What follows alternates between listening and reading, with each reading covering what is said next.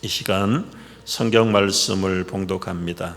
우리 히브리서 12장 5절로 말씀을 봉독하겠습니다. 또 아들들에게 권하는 것 같이 너희에게 권면하신 말씀도 잊었도다. 일러스되 내 아들아 주의 징계하심을 경히 여기지 말며 그에게 꾸지람을 받을 때에 낙심하지 말라. 주께서 그 사랑하시는 자를 징계하시고 그가 받아들이시는 아들마다 채찍질 하심이라 하였으니 너희가 참음은 징계를 받기 위함이라. 하나님이 아들과 같이 너희를 대우하시나니 어찌 아버지가 징계하지 않는 아들이 있으리요. 징계는 다 받는 것이거늘 너희에게 없으면 사생자요 친아들이 아니니라. 또 우리 육신의 아버지가 우리를 징계하여도 공경하였거든 하물며 모든 영의 아버지께 더욱 복종하며 살려 하지 않겠느냐. 그들은 잠시 자기의 뜻대로 우리를 징계하였거니와 오직 하나님은 우리의 유익을 위하여 그의 거룩하심에 참여하게 하시느니라. 무릇 징계가 당시에는 즐거워 보이지 않고 슬퍼 보이나 후에 그로 말미암아 연단을 받은 자들은 의와 평강의 열매를 맺느니라. 아멘. 아멘. 오늘 함께 묵상할 말씀의 제목은 고난이 가져다 준 유익. 여러분, 이 코로나 바이러스 팬데믹이 하나님의 심판일까요? 아닐까요? 일반적으로 볼 때 재앙이고 심판이라고 말합니다. 김 목사도 지난 두 번에 걸쳐서 이런 내용으로 설교를 했습니다. 근데 이제 오늘은 반대 측면에서 한번 이 코로나 바이러스라는 전염병이나 재앙이 정말 재앙이고 심판일까, 그런 측면을 한번 살펴보면서 또 은혜와 깨달음을 얻기를 원합니다. 성경에 나타난 모든 재난들, 기근이든 흉년이든 전염병이 꼭 하나님의 심판만은 아니라는 증거들이 여러 군데 있습니다. 가장 먼저는 이 아브라함의 케이스를 한번 봅니다. 아브라함은 우리가 아는 대로 믿음의 조상입니다. 고향을 떠나서 하나님이 지시할 땅으로 가라 그래서 즉각 그 나이도 작지 않는 75세에 고향을 떠나서 하나님이 지시하시는 가나안 땅에 들어갔습니다. 들어가서 처음 하는 일이 뭔 줄 아세요? 베델이라는 곳에 머물면서 거기 제단을 쌓고 여호와의 이름을 불렀어요. 아브라함의 신앙이 지금 최고조로 뜨거울 때입니다. 그런데 그 땅에 기근이 왔습니다. 왜 기근이 왔습니까? 아브라함의 믿음이 부족했을까요? 아브라함이 무슨 재앙을 받았을까요? 성경에는 그런 걸 찾아볼 수가 없어요. 분명히 기근이 재앙이다, 심판이다, 그런 차원이 아니에요. 할 수 없어서 아브라함이 그 기근을 피해서 애굽으로 내려갑니다. 그런데 애굽에도 가보니까 엄청난 기근을 만나게 됩니다. 아브라함이 가는 곳마다 여호와의 이름을 불렀고 예배를 드렸는데 그가 무슨 죄를 범했거나 믿음이 부족한 사람이 아니었어요. 그럼에도 불구하고 왜 가는 곳마다 기근을 당하고 소위 말하는 재난을 당하고 재앙을 당합니까? 결코 믿음이 없어서가 아닙니다. 오히려 더 큰 믿음을 갖도록 하기 위해서 그 기근과 상황을 선하게 사용하시는 이 하나님의 특별한 방법을 우리가 창세기 12장이나 26장에서 볼 수가 있습니다.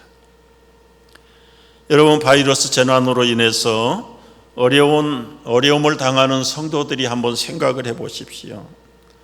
이번 기회가 우리 모두가 내 믿음을 성숙하게 키워가시는 그런 기회다. 아브라함을 어떻게 성숙하게 키우셨습니까? 적어도 믿음의 조상이 된다면 지 목숨 하나 아까워가지고 자기 반쪽 같은 살부치의 아내를 누이라고 속이고 함부로 빼앗기는데도 아무런 감각이 없는 그런 파렴치한 졸장부 같은 남편이 어떻게 믿음의 조상이 될 수 있겠느냐. 그래서 오히려 하나님은 이런 기회에 애굽으로 내려보내가지고 기근을 통해서, 재난을 통해서 오히려 아브라함의 신앙을 견고하게 키우시는데 얼만큼 견고하게 키우셨습니까?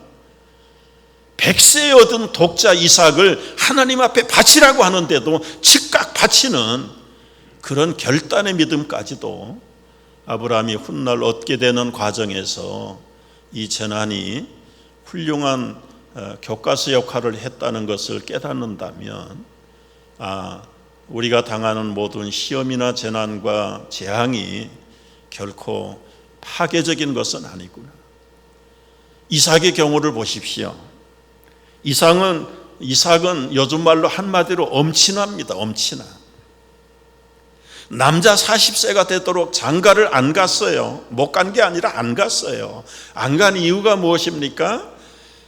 아버지를 통해서 하나님이 선택해 주신 믿음의 배필을 기다리느라고 요즘도 40세까지 장가 안 가기가 쉽지 않는 세상인데, 그 고대 사회의 이삭이 그렇게 믿음으로 살았던 사람이고 평생 싸워본 적이 없어요. 온유한 사람이. 아버지가 자기를 묶어서 장작 위에다가 번제물로 바치는 순간 현장에서도 조금도 반항하지 않아. 이런 믿음의 이삭이 살았는데요. 여러분, 창세기 26장을 보면은 아브람 때 첫 흉년이 들었고, 이 이삭이 사는 그 땅에도 큰 흉년이 왔다고 말.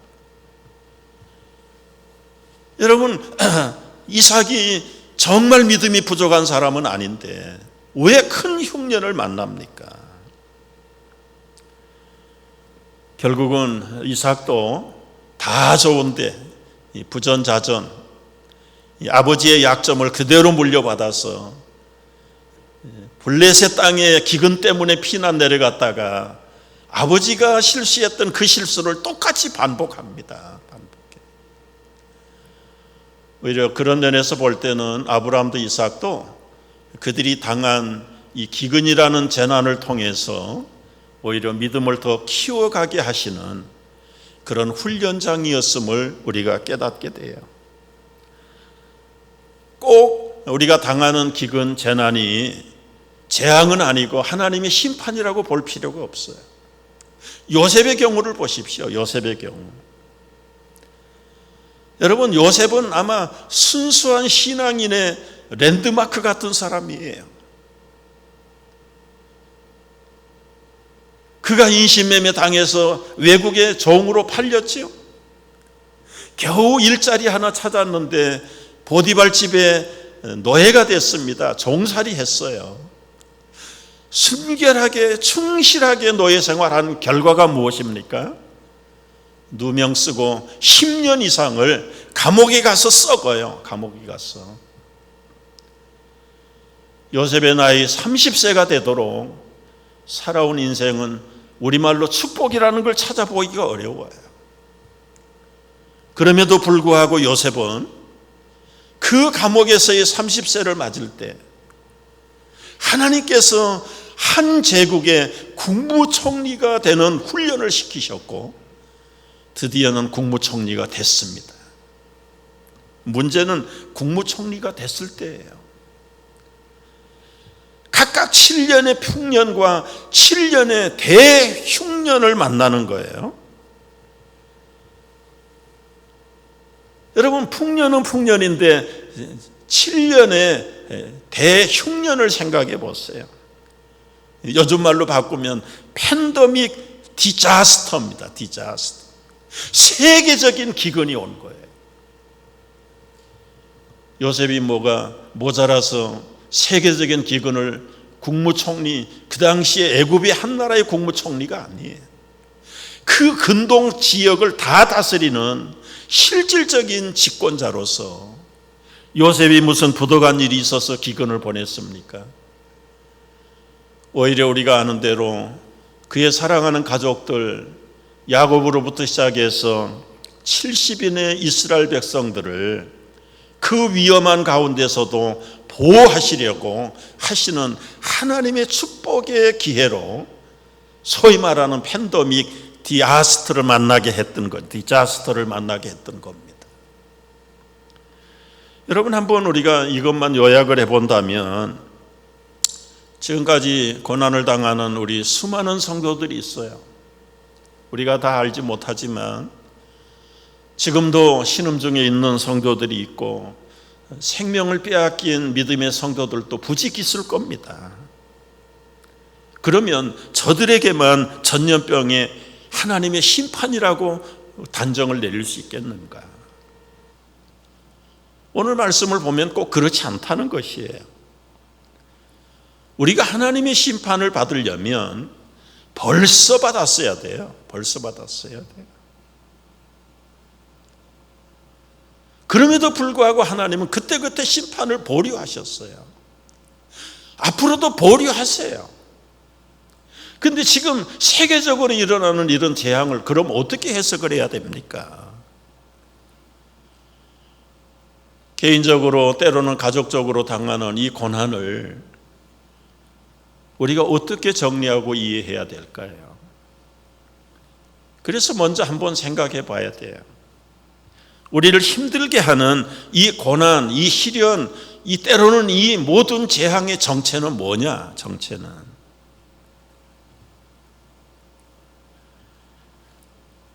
가장 중요한 건 첫 번째, 우리 고난에 대한 우리들의 편견과 오해를 정리하고 넘어갈 필요가 있습니다.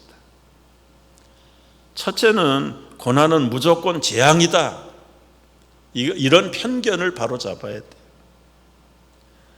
이미 설명을 드렸습니다. 아브라함이, 이삭이, 요셉이 죄로 인하여 재앙을 받지 않았다는 것 증거했어요. 재앙이 아니면 무엇입니까? 오히려 이 시련과 고난을 통해서 한 사람 한 사람 믿음을 성숙하게 하시는 하나님의 훈련 과정으로 쓰임받고 있다는 사실을 우리가 깨달아야 돼요. 고난은, 연단은 하나의 도구일 뿐이지 이것이 시련, 재앙 자체가 아니라는 것을 우리가 알아야 됩니다. 물론 개인이 이것은 내가 개인적으로 하나님의 심판을 받는다, 그런 생각이 들고 믿음이 생기면 성경은 뭐라고 얘기합니까?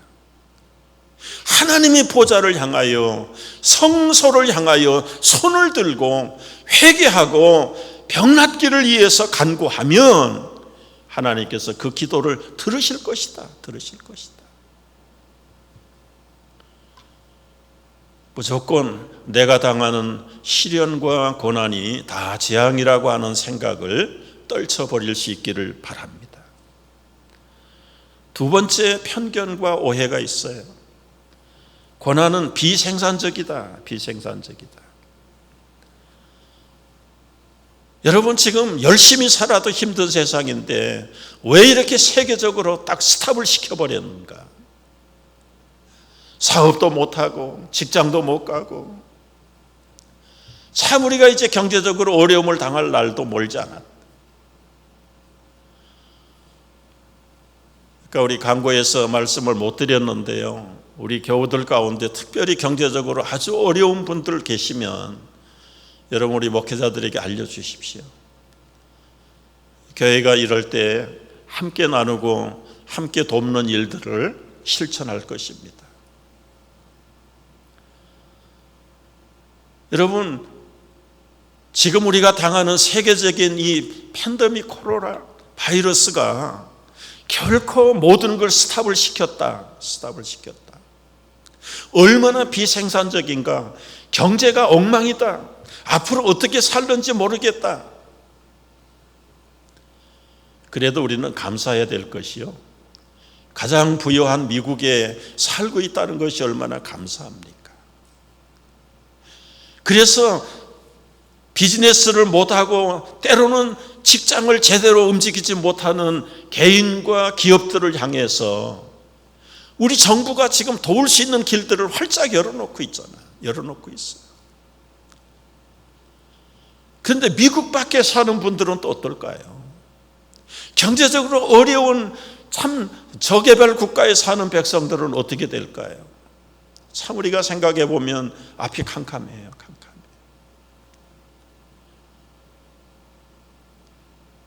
이런 시련의 기간들이 무조건 다 잘못됐고 비생산적이고 어떤 분들은 앞으로 20년이 후퇴할 것이다. 여러분, 후퇴할 것이 있으면 후퇴해야 된다고 저는 개인적으로 생각을 해요. 너무 하늘 높은 줄 모르고 껑충거리고 뛰던 인류들을 겸손하게 하는 시간들이 비생산이 아니라 생산적인 시기입니다, 여러분. 세계적으로 지금 자동차가 거의 올스탑 됐어요. 지구촌의 대기가 지금 깨끗해져 가고 있답니다. 물고기가 다 도망갔던 강과 하천에 물고기가 돌아오고 있다고 그래요. 우리가 우리의 계산대로 우리 주머니는 비어서 비생산지라고 말하려는지 모르지만 하나님의 거대한 통치의 방법으로 볼 때는 오히려 잃어버린 것도 있겠지만 우리가 모르는 더 큰 유익이 있고 우리가 모르는 더 얻어지는 역사가 나타날 줄로 믿습니다. 동물들을 시험을 했어요. 사슴이 새끼를 낳을 때 그 소위 말하는 무통분만을 시도했어요. 그랬더니 쉽게 해산을 출산을 하긴 했는데 그 애미 사슴이 새끼를 돌보지 않아요. 소위 말하는 모성애라는 게 사라진 거예요. 하나님이 우리를 사랑하실 때 전능하신 하나님이 어찌하여 당신의 독생자를 십자가의 못을 받고 죽임을 당하고 고난을 당하는 방법을 택하셨을까요? 여러분, 고통이 소위 말하는 손가락질하는 십자가의 저주가 다 저주입니까? 아니에요. 시련과 고난이 오히려 은혜가 됩니다. 생산적이고 우리의 믿음을 새롭게 만드는 재창조의 역사가 작게는 시련, 더 넓혀보면 십자가의 고난을 통해서 우리에게 영원한 생명을 가져다 준다는 사실을 깨달을 수 있게 되기를 축복합니다. 세 번째 편견과 오해는 고난은 선하시고 전능하신 하나님과 모순된다. 여러분, 하나님이 사랑의 하나님이요, 정말 우리에게 모든 것을 주시는 하나님, 평소에는 그렇게 생각을 했다가도 자기 발등에 불이 떨어지면, 남들이 당하지 않는 시련과 고통을 통하면 하나님은 나를 버리셨고 하나님은 선한 분이 아니시고 왜 질병과 고통과 죽음으로 이끌어가는 분인가? 여러분, 하나님이 아니에요. 하나님이 그렇게 한 거 아니에요. 그런데 심한 고난을 당하면 하나님에 대한, 하나님 존재 자체에 대한 의심을 갖게 만든다는 겁니다. 여러분, 하나님은 인간을 지으실 때 인간을 망하게 하시려고 지은 분은 절대로 아닙니다. 당신의 형상대로 영원한 생명을 주셔서 지으신 분이 바로 우리 하나님이십니다. 그런데 왜 하나님의 백성들이 이 비극을 당해야 됩니까? 이건 하나님의 몫이 아니에요. 오로지 인간의 선택의 결과입니다. 인간의 불신앙의 결과입니다. 오해하지 마십시오. 어떤 면에서 이 고난도, 이 바이러스도 사람이 만들어냈어요. 사람이 만들어냈어요. 어디까지가 확실한 근거인지는 모르지만 중국의 우한에 질병연구소가 있다고 그러잖아요. 그 세균을 무기화시키는 그 연구소가 있대요. 어느 나라마다 다 있어요. 캐나다도 있고 미국도 있고 다 있어요. 그런데 거기에서 특별히 연구를 하다가 그게 어떻게 잘못돼 가지고 유출되는 바람에 우한이 폐렴의 진원지가 됐다.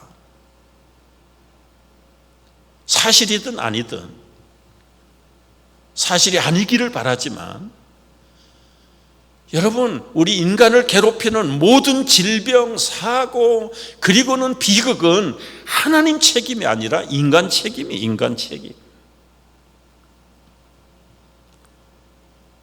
우리 개인적으로 보십시오. 과로, 과음, 과식, 무절제, 이것은 건강의 적이다, 적. 이건 기초 상식이죠. 그런데 우리가 이 기본적인 상식조차를 지키지 않아 가지고 얼마나 많은 어려움을 당합니까? 심지어는 졸면 죽는다. 어디에서 보던 배너에 나오는 이야기죠. 1년에 과속으로 부주의 운전으로 해가지고 죽는 사람이 수를 셀 수 없어요.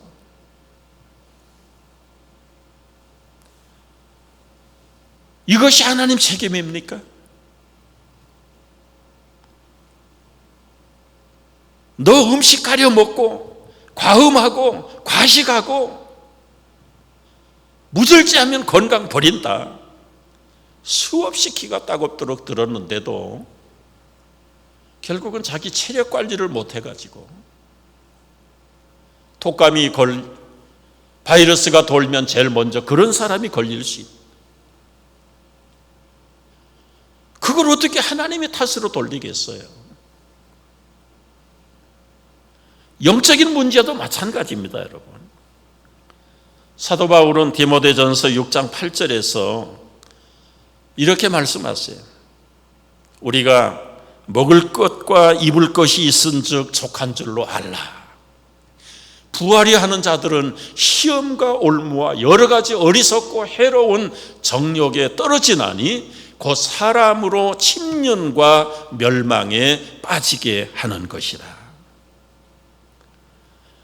여러분, 분에 넘치는 욕심, 부정한 짓을 해서라도 자기 소유를 많이 불리려고 하는 그런 인생들의 결과가 무엇입니까? 사람으로 침륜과 멸망에 빠진다. 멸망에 빠진다. 이런 몰락한 인생의 책임이 누구의 책임인가요? 야고보 사도는 야고보 1장 14절에서 분명하게 책임을 밝혀주고 있어요. 다 같이 소리를 해서 읽어봅니다. 오직 각 사람이 시험을 받는 것은 자기 욕심에 끌려 미혹됨이니 욕심이 잉태한 즉 죄를 낳고 죄가 장성한 즉 사망을 낳느니라. 그래서 예수님께서 가르치신 주님의 기도문을 보면은 시험에 들지 않도록 기도하라, 기도하라.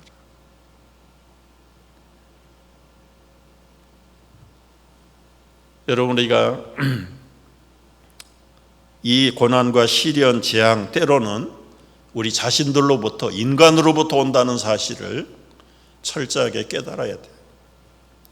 두 번째는 고난은 사탄으로 오는 경우가 있습니다.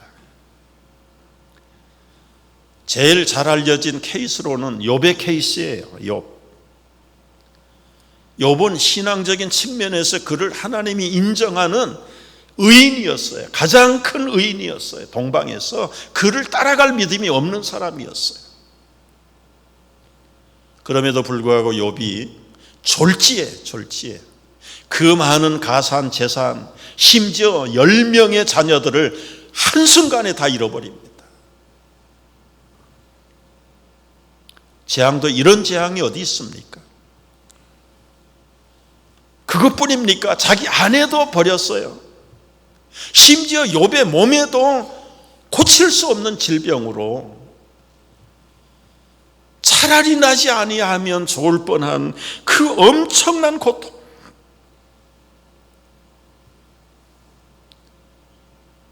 여러분, 욥이 당하는 이 시련, 이 재앙은 사탄이 가져왔어요.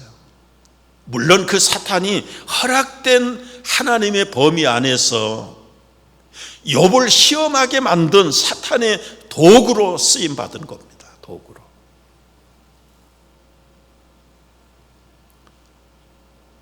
여러분, 사탄도 악도 하나님의 주권 하에 있다는 사실을 분명히 우리가 믿는다면 내 마음이 자꾸 내가 사탄에게 시험을 받는다고 할지라도 나는 그 사탄을 이길 수 없지만 하나님은 그 사탄을 주관하고 있다는 사실을 분명히 믿고 확실하게 설 수 있기를 축복합니다. 마지막 세 번째는 하나님께로부터 오는 시련도 있어요. 왜 하나님이 시련을 가져다 주십니까? 오늘 6절 말씀을 보면은 같이 한번 6절에서부터 읽겠습니다. 주께서 그 사랑하시는 자를 징계하시고 그 받으시는 아들마다 채찍질 하심이라. 너희가 참음은 징계를 받기 위함이라. 하나님이 이 아들과 같이 너희를 대우하시나니 어찌 아비가 징계하지 않는 아들이 있으리요. 징계는 다 받는 것이오늘 너희에게 없으면 사생자요 참 아들이 아니니라.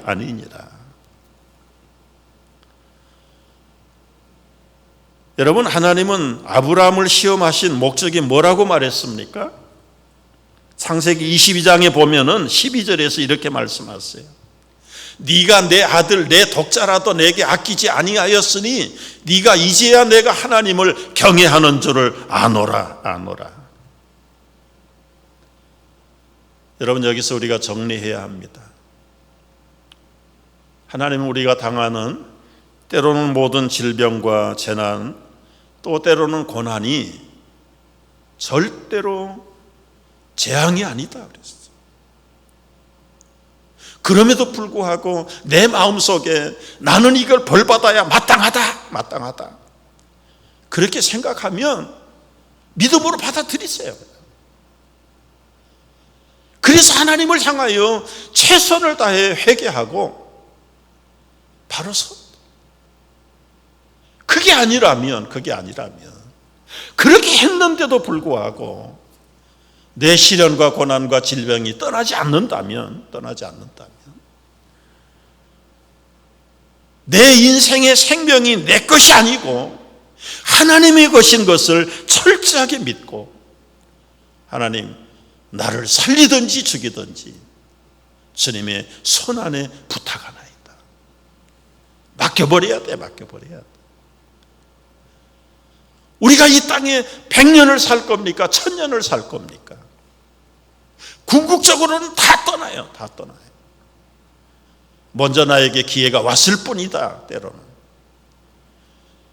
그러면 이 기회는 재앙의 기회가 아니고 믿음 안에서 바로 섰다면 담대하게 올라갈 수 없는 저 높은 곳 하나님이 예비하신 새하늘과 새 땅을 사모하고라도 믿음으로 받아들이고 내가 사나 죽으나 하나님의 것이니 하나님께 맡깁니다. 이것이 진짜 믿음의 클라이막스예요.